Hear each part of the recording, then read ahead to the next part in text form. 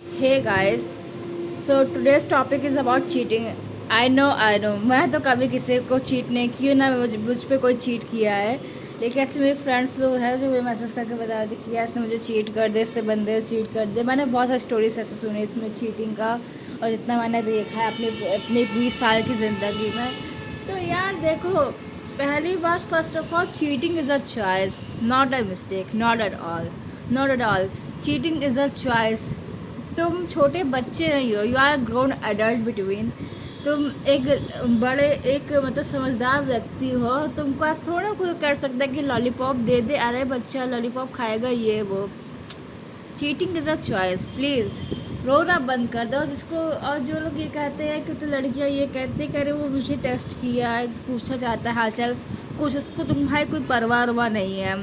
अगर एक बार इंसान चीट कर गया, मैन स्पेशली मैन चीट कर दे, तो तुम्हारे हाल चाल जानना चाहते हैं कि मेरे बिना ये जिंदा है कि मर गए। तुमसे कोई फ़र्क नहीं पड़ता, घंटा फ़र्क नहीं पड़ता। सिर्फ मैनिपुलेशन का एक गेम है। बस अब बस यही चीज़ है कि वो मैनिपुलेट करके तुमको पूछना चाहता है कि अगर मतलब ये मुझे स्टिल चाहती है, जैसे तो अगर ब्रेकअप हो गया ठीक है, ये मुझे स्टिल चाहती है तो ये फिर मतलब मेरे पास आएगी, मेरे पास आएगी। उन लोग का मेरे लिए कोई हर्ट ही नहीं, बर्दाश्त नहीं होता। मेरे लिए को बहुत फ्रजाइल होता, तो उनका मेरे लिए कोई बर्दाश्त नहीं कर सकता कि कोई लड़की हमको छोड़ के जा कैसे सकती है। अरे वो अपने लिए स्टैंड कैसे ले सकती है। ऐसा ही होता है। तो अगर तुम उसके लिए अपने लिए स्टैंड ले ली, और मतलब इससे दुआ इसलिए आते हैं कि मतलब ये हो सकता है मेरे उसके लिए मेरे दिल में एक आध परसेंट जगह हो, उसी एक आध परसेंट को मैं कब्जा कर लूँगा, और उसी एक आध परसेंट से मैं कर लूँगा। Please don't cry about it, don't cry over a fucking loser man, he is a loser, हाँ, he is a loser, he doesn't love you.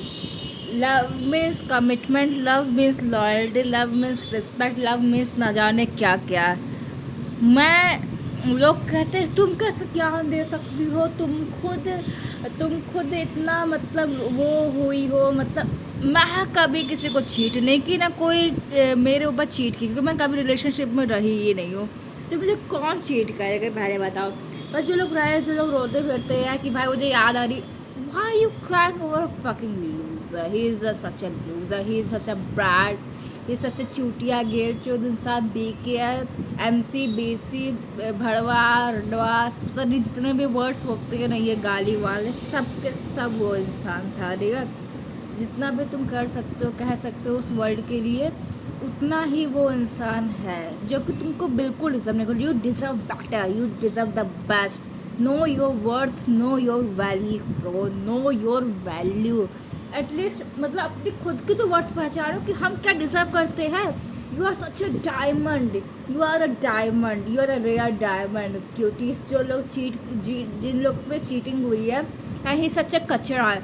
अगर तुम कचरे को डायमंड से कैसे कंपेयर कर सकते हो भाई। प्लीज़ रोना बंद करो, उसकी वो चीटिंग थी, उसकी चॉइस है।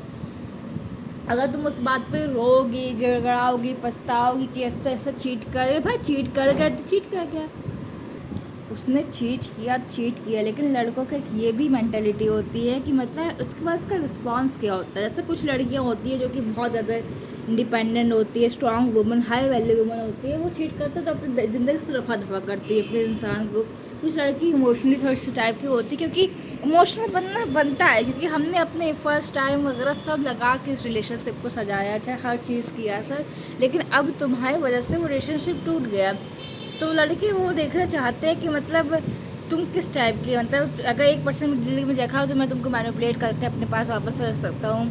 और जो लोग रोते, please just don't cry over a fucking हट, छी छी, रफ़ा दफ़ा करो अपनी ज़िंदगी से। मतलब मुझे पता है तुमने बहुत एफर्ट्स किए, ये किए वो किए, लेकिन अगर तुम रॉन्ग प्लेस में हो, अगर डायमंड किसी उस पर मतलब सुनार की दुकान पे या फिर कहीं मतलब एग्जीबिशन में लग के या फिर कहीं पे मतलब जहाँ उसकी सेफ प्लेस हो कि वहाँ ना रख किसी कचरे में पड़ा जाता है, तो वो क्या डायमंड की सही प्लेस होती है क्या? मुझे तो नहीं लगता। तो you are such a fucking rare diamond यार, नो योर वर्थ। ऐसे लोगों के लिए, चीटर लोगों के लिए प्लीज़ मत रोया करो।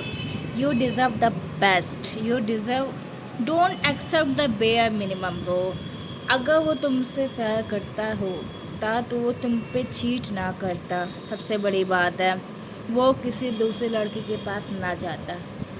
तुम में कमी नहीं है, प्लीज़ अंडरस्टैंड माई वर्ड्स। तुम में कमी नहीं है। You are such a fucking rare, damn are such being a rare. Please please don't cry over a fucking loser. को पता नहीं कैसा इंसान था कैसा नहीं था, I don't know their background, I don't know who are the, लेकिन अगर उसने तुम पे चीट किया they he doesn't deserve your love, your loyalty, your respect, anything else.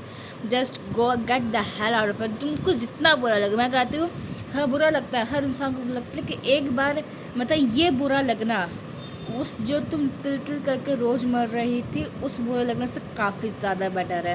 You are such a fucking rare diamond. मैं ये नहीं कह रही कि सब लड़के ऐसे होते हैं, मैं ये नहीं कह रही कि सब लड़कियां मतलब अच्छी होती है ये, पर जो लोग होते हैं प्लीज़ अपनी वर्थ किसी को क्यों दे रही हो अपने हाथ में कि वो डिसाइड करे कि हम किस काबिल हैं, हम क्या डिज़र्व करते हैं, ना जाने ये वो। Please don't cry over fucking lose. ठीक है तुम रो गिड़गिड़ाओ, लेकिन अगर एक दिन तुम डिसाइड कर लिया कि मैं इस चीज़ के बारे में अब नहीं रोऊंगी या रोऊंगा, देन यू जस्ट डोंट, कभी नहीं। अपने आप पे ध्यान करो, अपने करियर को बढ़ाओ, क्योंकि मुझे नहीं लगता कि ज़िंदगी में सबसे ज़्यादा इम्पोर्टेंट हमारा करियर और मतलब भगवान और मतलब उसके जिस गॉड को आप मानते हो उसके अलावा जो हमारे घर वाले हैं उनके अलावा कोई इम्पोर्टेंट होता नहीं। मैं कहती हूँ, मैं पर्सनल एक्सपीरियंस कोई इम्पोर्टेंट नहीं होता है इंसान के लिए, खुद इंसान इम्पोर्टेंट होता है। Just be focus on your self. चाहे तुम इतना दिल टूट रहा हो, मर रहा हो, गिर रहा हो, आज की ज़िंदगी में किसी को किसी की फ़र्क नहीं पड़ता। तो स्टॉप केयरिंग कि लोग क्या सोचेंगे, ये क्या सोचेंगे। अगर कोई टॉक्सिक रिलेशनशिप में है then please just stay away from that toxic relationship. Be free, be happy, be alone. हम कहते हैं अकेले रहो, सिंगल रहो। ये भी नहीं कि तुमको परफेक्ट पार्टनर ढूंढना है। लव फाइंड करने से, चेस करने से नहीं मिलता है, वो जब एक समय आता है वो तभी मिलता है। Please don't cry over a fucking thing, don't cry over a fucking loser, and don't just cry. लोग यही चाहते हैं कि तुम रो, अपना समय बर्बाद करो। क्या करोगे अगर रो के? क्या वो मतलब वो चीज़, वो सिनेरियो तुमने क्रिएट किया था वो वापस आ जाएगा क्या? मतलब जो पास्ट सेल्फ है तुम्हारे प्रेजेंट में वापस आ जाएगा क्या? अगर तुम रोगी गिड़गिड़ाओगे तो वो चीज़ वापस तुम्हारा आ जाएगा कि हम रोग गए, देखो रोग आ रहे हैं, तो वो प्रेजेंट सेल्फ में तो तुमको हार्म ही करेगा, तुम्हारी बॉडी को हार्म करेगा। देखो सबसे बड़ी चीज़ होती है कि इंसान के पास at the end of the day इंसान खुद होता है। तो जैसे ये है, अगर तुम ये सोच लो कि अगर ये इंसान है eight the end of the हमारे पास खुद है, जिसके लिए हम रोग आ रहे हैं, ये वो तो नहीं रहा, वो तो अपनी ज़िंदगी में खुश है, ये है वो तो तुम्हारे लिए नहीं रो रहा है, तो तुमको फ़र्क नहीं पड़ना चाहिए।